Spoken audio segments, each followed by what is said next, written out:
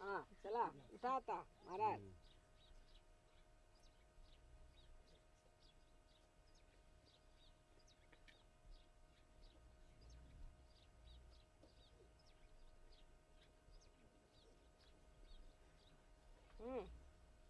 काय खायचं नाही का?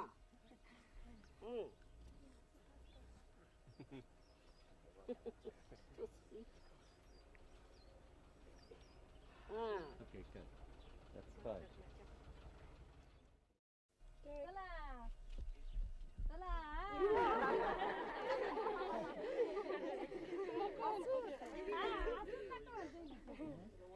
घ्या जा आता चला चला फार येतं ते मग त्यांना नाही आवडायचं जायला. हा This question is something like if you ask what time a primule comes into the being of a seed.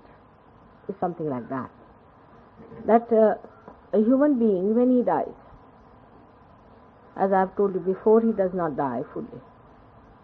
Only a part of him dies, which is mostly the earth element, and the rest of the elements remain there.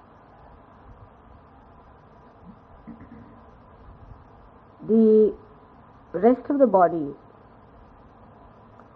disappears, and we can't see it because it is not a complete human form.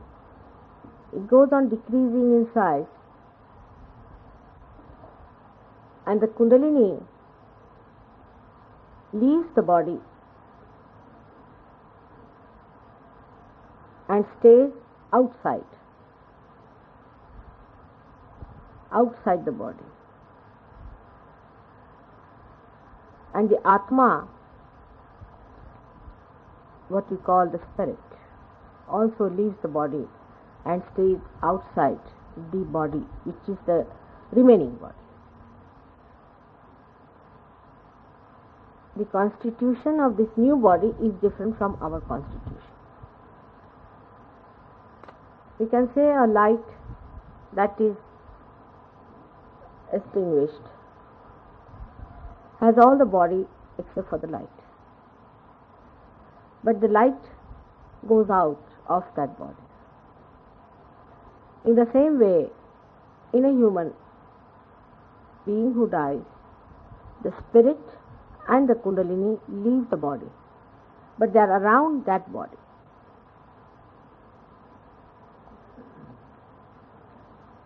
And it's a great procedure that follows, which is fantastic. It's unbelievable how the body disappears into different elements also.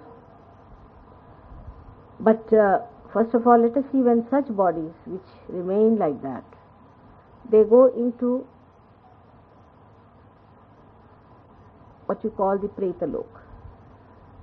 There they become seeds, or they can become smaller and smaller and smaller, till one body forms, a ova and a, which you know as a sperm. In one body it is formed. I don't know if you have seen the division of chromosomes, how it takes place. It's a complete division. If the chromosome is like that, it's a complete vertical division and a complete separation takes place. That is why marriages and selection of partners, all these have a great place. For ordinary bodies, it does not matter. For the divine, they take place in such a manner that there can be at random connections established. For example, a ova of one may combine with the sperm of another. It happens at a very lower stage of evolution. Among human beings also it happens like that for some people. who are just not very evolved, we can say. But mostly the ova rejects the sperm. It only accepts that sperm which is meant to be accepted. Now it is such a minute work, it is so fantastic that it is unbelievable. We have no idea as to how God works out. It's absolutely tremendous that even the ova goes on rejecting the sperm that is not the second part of itself. And that's how so many sperms are wasted and so many ovas are wasted. So you can imagine that there is a tremendous machinery which is working out this. Especially people who are realized, even they are reborn, all the forces of the divine combine to see that this ova is placed with a person who is ultimately going to meet the person who has the proper sperm, so that there is no problem as far as the meeting is concerned. And the divine takes all the care of these great souls.